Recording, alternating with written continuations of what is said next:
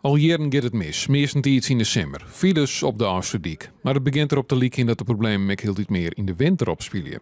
Dat is met name vervelend voor de meesten die er gauwers oorheen matten.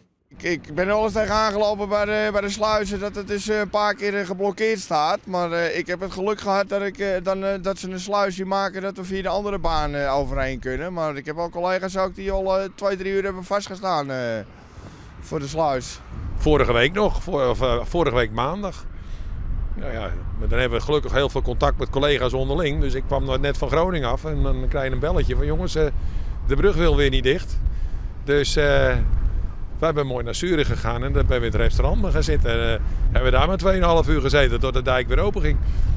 Voor het restaurant is het dus een voordeel als de problemen binnen op de Oosterdiek. Ja, dat bestuurt echt wel extra inkomsten. Ja. En om wat voor bedragen hebben we het dan?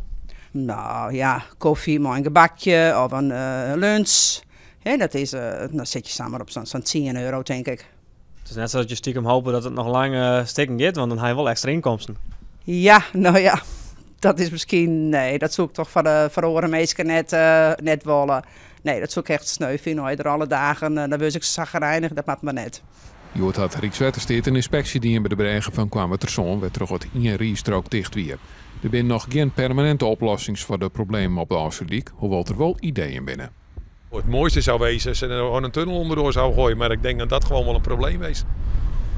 Gewoon een aquaduct of iets dergelijks, ergens voor mij wat halverwege de dijk of noem het maar op, dat het anders kon.